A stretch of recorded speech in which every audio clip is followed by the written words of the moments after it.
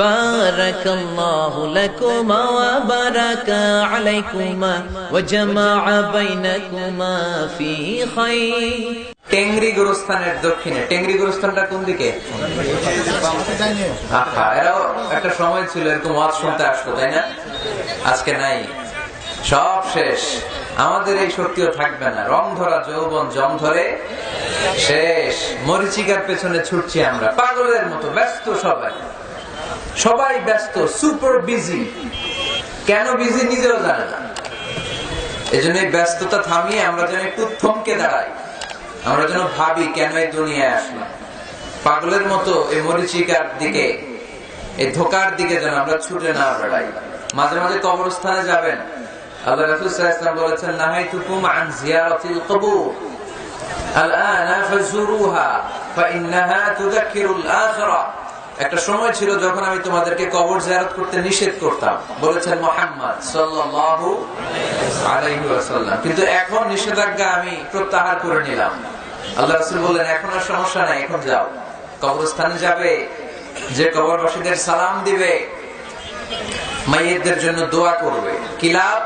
ফাইন্নাহা তুযাক্কিরুল আখিরাহ। কবরে গেলে আখিরাত স্মরণ হয়। স্মরণ হয় না? আপনার আব্বার কবরে যদি যে দাঁড়ান, আপনার মনে পড়বে, আরে ওই তো 7 বছর আগে আব্বাকে এখানে কাফনের কাপড় দিয়ে পেঁচিয়ে রেখে গেছিলাম। সময়ের ব্যবধানে, কালের আবর্তনে আমার ছেলেটাও তো আমার এখানে রেখে যাবে।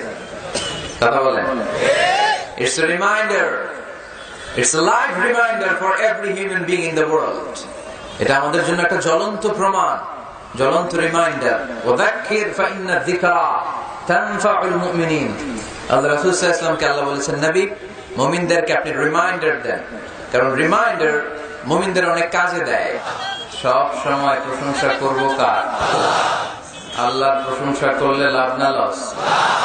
আল্লাহর প্রশংসা করতে আপনাদের ভালো লাগে? যারা আল্লাহর প্রশংসা বেশি বেশি করে, আল্লাহ তাআলা তাদের উপর নেয়ামতের বাড়িধারা আরো বাড়িয়ে দেয়। আর যারা শুধু অভিযোগ করে আল্লাহর কাছে, তাদেরকে আল্লাহ পছন্দ করে না। আমাদের অনেক অভিযোগ, এইটা নাই, ওইটা নাই, আল্লাহ তুমি এইটা দিলা না, ওইটা দিলা না, এটা আমি পাইলাম না, এরকম কমপ্লেইন আছে না নাই? এক বছরে কয়দিন না খেয়ে থেকেছেন আপনারা? সারা বছরে অসুস্থ ছিলেন কয়দিন? সারা বছরই সুস্থ ছিলাম, ঠিক কিনা? পুরো বছরই আমাদেরকে রিজিক দিয়ে ধন্য করেছে কে? এত সুখে থাকার পরেও ভূতে গিলায়, ঠিক কিনা?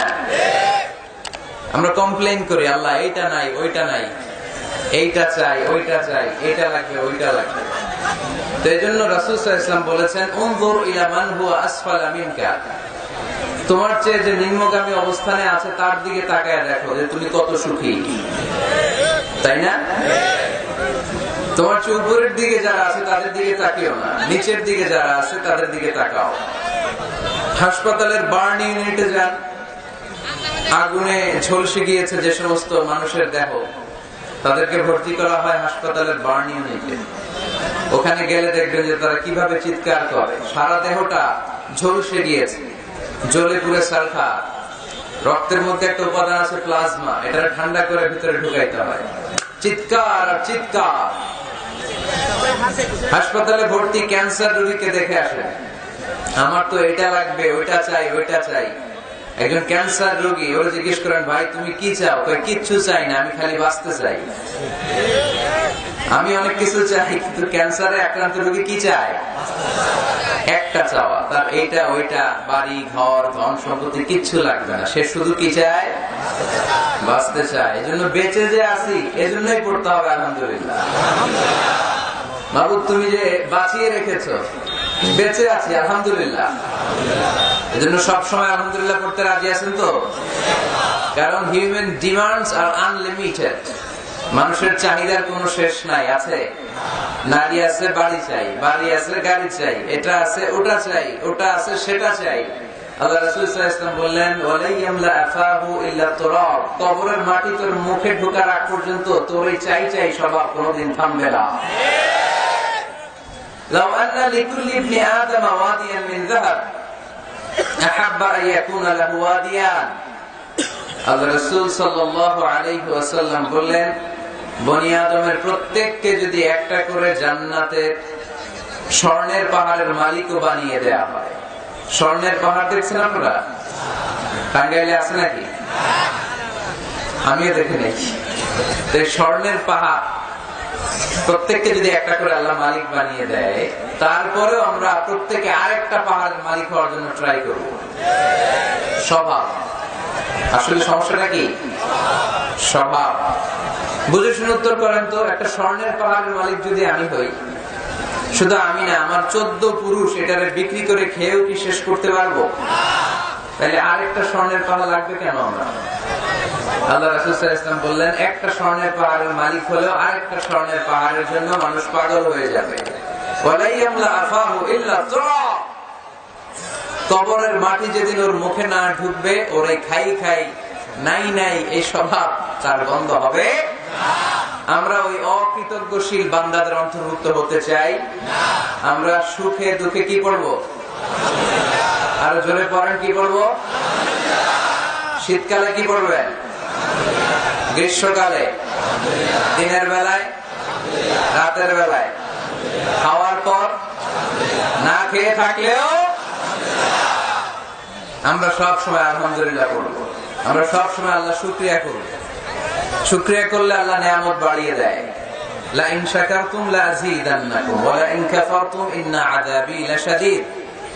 যদি আমার শুকরিয়া করো আমি নিয়ামত বাড়িয়ে দেব, আর না শুকরি করলে আযাব দেব। নাও দ্য ডিসিশন ইজ ইয়ার্স। সিদ্ধান্ত আপনার। আযাব চান নাকি আল্লাহর নিয়ামত চান? জোরে বলতে হবে, কি চাই?